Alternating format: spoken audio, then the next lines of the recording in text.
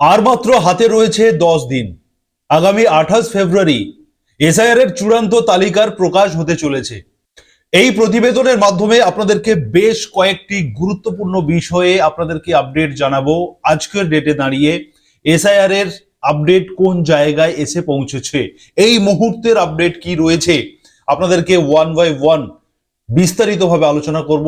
পাশের স্ক্রিনে আমি পয়েন্টগুলোকে দিয়েছি, এই বিষয়ে কথা বলবো যেটা আপনাদের প্রত্যেকের জেনে রাখা অত্যন্ত প্রয়োজন রয়েছে। 1 নম্বরে, যে আপনারা জানেন যে 14ই ফেব্রুয়ারি শুনানি পর্ব শেষ হয়ে গেছে। 14 ফেব্রুয়ারি পর্যন্ত শুনানি 7 দিন এক্সটেন্ড হয়ে 14 ফেব্রুয়ারি লাস্ট হয়েছে। এই শুনানি পর্ব শেষ হয়ে যাওয়ার পরে 21 ফেব্রুয়ারি পর্যন্ত চলবে তথ্য যাচাই প্রক্রিয়া। অতএব যারা শুনানিতে যে সমস্ত তথ্য দিয়ে যারা শুনানি করে গেছেন, যে সমস্ত ভোটাররা, সেই সমস্ত তথ্যকে 21 তারিখ পর্যন্ত যাচাই করে দেখা হবে, ভেরিফিকেশন করা হবে। তো এই মুহূর্তে যে আপডেট রয়েছে আমাদের কাছে, 27 লক্ষ নথি পুনরায় যাচাই হতে চলেছে। পুনরায় যাচাই মানে একবার যাচাই হয়ে, একবার ভেরিফিকেশন হয়ে পোর্টালে আপলোড হয়ে গেছে ইলেকশন কমিশনের পোর্টালে। সেই সমস্ত তথ্য আপনারা জানেন 1.5 কোটি রয়েছে সেই ভোটারের সংখ্যাটা। নো ম্যাপিং এবং লজিক্যাল ডিসক্রিপেন্সি নিয়ে 1.5 কোটি ভোটার, 27 লক্ষ ভোটারের নথি পুনরায় যাচাই করা হবে। এই মুহূর্তে কিন্তু আমাদের কাছে তেমনটাই খবর রয়েছে। এবারে আরো একটি গুরুত্বপূর্ণ বিষয় রয়েছে যে এই 27 লক্ষের সঙ্গে 50 লক্ষ ভোটারের ভাগ্য এই মুহূর্তে ইআরওদের হাতে। তার মানে 50 লক্ষ ভোটার নির্বাচন কমিশন থেকে যে তথ্য, যে সমস্ত ডকুমেন্ট এসআইআর এর জন্য চাওয়া হয়েছিল, হিয়ারিং এর জন্য চাওয়া হয়েছিল, সেই সমস্ত তথ্য অমীমাংসিত থেকেছে। অতএব কেউ সঠিক ডকুমেন্টস দিতে পারেনি, কেউ আধা ডকুমেন্টস দিয়েছে, মানে নানান রকমের জটিলতা থাকতে পারে, আপনারা বুঝতেই পারছেন। অতএব বলা হচ্ছে যে তথ্য অমীমাংসিত রয়েছে। অতএব এই তথ্য অমীমাংসিত মানে কোন কোন ধরনের সমস্যা হতে পারে সেটা ইলেকশন কমিশন কিন্তু সেইগুলোকে খতিয়ে দেখছে। সেই সংখ্যাটা রয়েছে 50 লক্ষ। বলা হচ্ছে যে ইলেকশন কমিশন যে তথ্যগুলো চেয়েছিল সেগুলো দিতে পারেনি, অন্য কোনো ডকুমেন্ট দেওয়ার চেষ্টা করেছে। এরকম সংখ্যাটা রয়েছে 50 লক্ষ।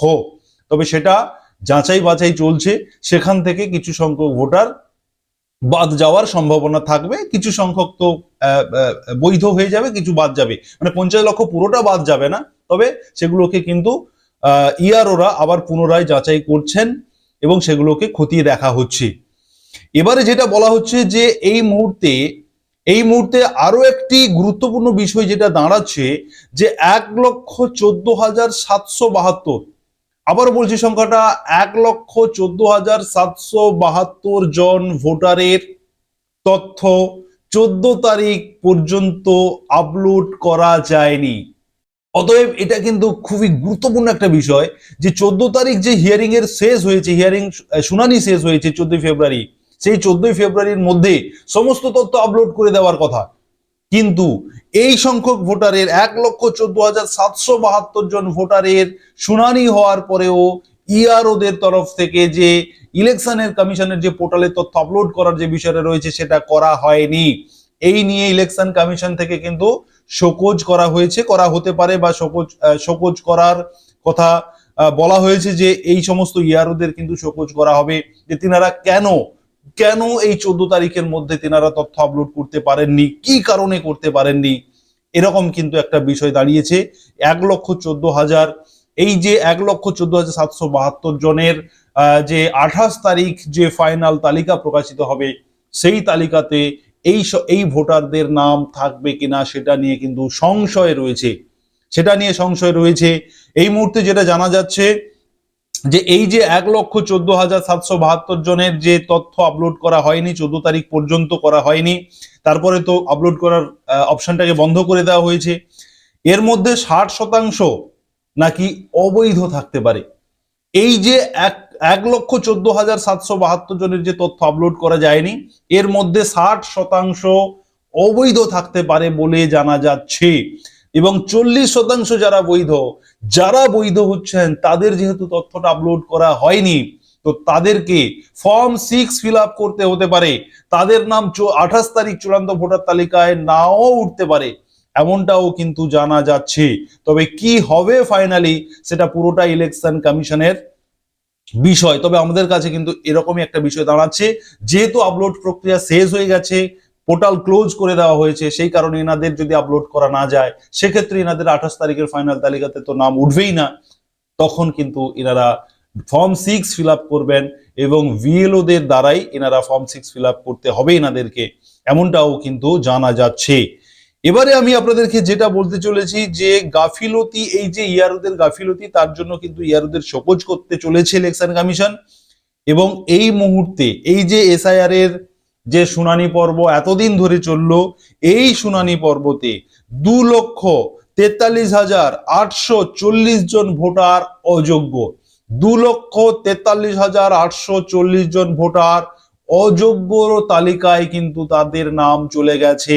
অতএব এই যে 1.5 কোটি ভোটারের যে শুনানি হলো, তার মধ্যে শুনানি চলতে চলতে মানে 14ই ফেব্রুয়ারির মধ্যেই 2,43,840 জন ভোটার অবৈধভাবে চিহ্নিত করা গেছে। এবারে এই যে 21 তারিখ পর্যন্ত যে তথ্য আপলোড, তথ্য যাচাইয়ের যে পর্বটা চলছে, এই যে 27 লক্ষ আবার পুনরায় যাচাই হবে, এই যে 50 লক্ষ বলা হচ্ছে যে ইলেকশন কমিশন যে তথ্য চেয়েছে সেই তথ্য দিতে পারেনি, এই যে সমস্যাগুলো, এই সমস্যাগুলো থেকে আরো কতজন বাদ যায় সেটাও কিন্তু একটা প্রশ্ন চিহ্ন। অতএব আপনারা জানেন যে খসড়া তালিকা প্রকাশের আগে 58 লক্ষের নাম বাদ গেছে, যারা মৃত ভোটার, যারা ডুপ্লিকেট ভোটার, যারা শিফটেড ভোটার, এরকম ভোটারের সংখ্যাটা মিলিয়ে 58 লক্ষের মতো একটা বাদ চলে গেছে খসড়া তালিকা প্রকাশের সময় আমরা জানতে পেরেছি। এবারে যে শুনানি পর্ব চললো 1.5 কোটি ভোটারের, এই 1.5 কোটি থেকে কত অ্যাকচুয়ালি বাদ যাবে সেটা কিন্তু 28 তারিখ ফাইনাল তালিকা প্রকাশিত হলে ইলেকশন কমিশন থেকে কিন্তু সেই বাদের লিস্টটা নিশ্চয়ই প্রকাশ করবে, তখন কিন্তু আমরা পরিষ্কার জানতে পারবো। তবে এই মুহূর্তে যে জায়গাগুলোতে সংশয় রয়েছে সেই জায়গাগুলো আমাদের কাছে যে ইনফরমেশন রয়েছে, যে তথ্য আমরা কালেক্ট করতে পেরেছি, আপনাদেরকে সেটা জানালাম। অবশ্যই আপনারা সুরজিৎ একাডেমি ইউটিউব চ্যানেলকে সাবস্ক্রাইব করবেন, ফেসবুক থেকে যারা দেখছেন ফলো করবেন। এই ধরনের এসআইআর সংক্রান্ত গুরুত্বপূর্ণ আপডেট সবার আগে সবার প্রথম পেতে অবশ্যই সঙ্গে থাকবেন সুরজিৎ একাডেমি ইউটিউব চ্যানেল এবং ফেসবুক চ্যানেলের মাধ্যমে। ধন্যবাদ।